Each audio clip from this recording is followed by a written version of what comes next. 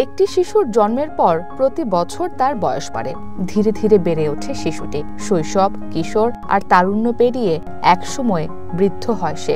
এ তো গেল আমাদের দৈহিক বয়স বাড়ার হিসাব, কিন্তু মানবদেহের সবচেয়ে গুরুত্বপূর্ণ অঙ্গ মস্তিষ্কের বয়সও কি একই সাথে বাড়ে? সম্প্রতি মস্তিষ্কের বয়স বাড়ার উপর একটি গবেষণা তথ্য প্রকাশ করেছে ব্রিটেনের কেমব্রিজ বিশ্ববিদ্যালয়, যেখানে বলা হয়েছে মানুষের জীবনকালে 5 ধাপে বাড়ে মস্তিষ্কের বয়স।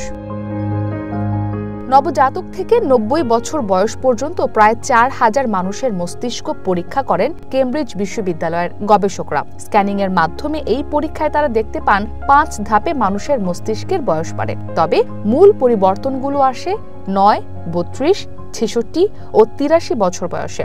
গবেষণায় বলা হয়, বয়স যখন 30-এর কোঠার শুরুর দিকে পৌঁছায় তখনও মানব মস্তিষ্ক কৈশোরে থাকে। বিজ্ঞানীরা বলছেন, এই গবেষণার মাধ্যমে শুধু মস্তিষ্কের বয়স নয়, জীবনের বিভিন্ন পর্যায়ে হওয়া মানসিক স্বাস্থ্য সমস্যা ও ডিমেনশিয়ার ঝুঁকি কেন ভিন্ন ভিন্ন হয় তা বুঝতে সাহায্য করে।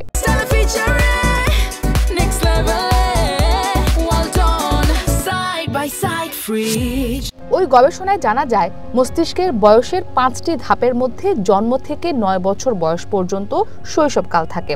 9 থেকে 32 বছর পর্যন্ত হলো কৈশোর, আর 32 থেকে 66 বছর প্রাপ্তবয়স্ক অবস্থা। এছাড়া বার্ধক্যের শুরু 66 থেকে 83 আর বার্ধক্যের শেষ ভাগ 83 থেকে বাকি জীবনকাল পর্যন্ত।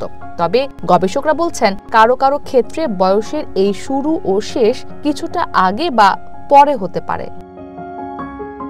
এই গবেষণায় আরও উঠে এসেছে কোন ধাপে বয়স বাড়ার সাথে মস্তিষ্কে কি কি পরিবর্তন হয়। শুরুতেই শৈশব ধাপের পরিবর্তন নিয়ে বলি। এই পর্যায়ে মস্তিষ্কের আকার দ্রুত বাড়তে থাকে, তবে একই সময়ে জীবনের শুরুতে তৈরি হওয়া মস্তিষ্কের কোষগুলোর মধ্যে অতিরিক্ত সংযোগ কমতে থাকে। এই কোষগুলোকে বলা হয় সাইন্যাপস।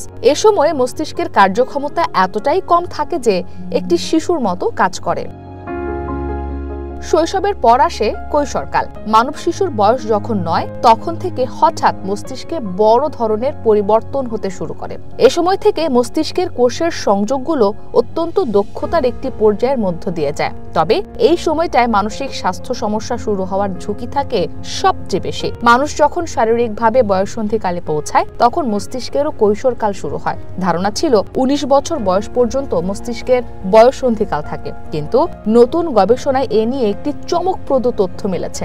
জানা গেছে প্রায় 32 বছর বয়স পর্যন্ত মানুষের মস্তিষ্ক বয়ঃসন্ধিকাল পর্যায়ে অবস্থান করে, আর এই সময়টাতেই সবচেয়ে বড় পরিবর্তন আসে বলে উল্লেখ করেছেন কেমব্রিজ বিশ্ববিদ্যালয়ের শিক্ষক ডক্টর অ্যালেক্সা মাউসলি।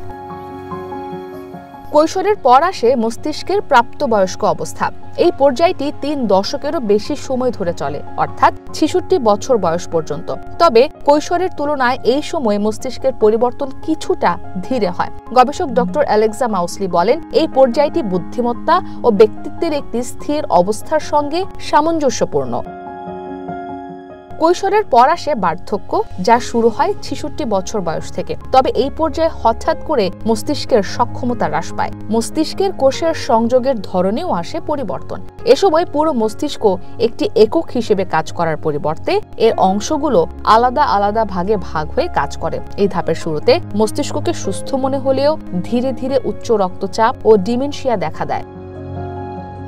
এরপর সবশেষ পর্যায়ে বার্ধক্যের শেষ ধাপ। একজন মানুষের বয়স 83 বছর হলে তার মস্তিষ্ক এই ধাপে প্রবেশ করে। বার্ধক্য শুরুর মতো এই ধাপেও একই রকম পরিবর্তন হয়। গবেষক অ্যালেক্সা মাউসলি বলেন, মস্তিষ্কের বয়সের বিভিন্ন পর্যায়ের সঙ্গে মানুষের জীবনের গুরুত্বপূর্ণ মিল রয়েছে। এর মধ্যে বয়ঃসন্ধি, জীবনের শেষ ভাগে স্বাস্থ্যগত উদ্বেগ এবং 30-এর কোঠার শুরুতে মাতৃত্ব ও পিতৃত্বের কারণে সামাজিক পরিবর্তন উল্লেখযোগ্য।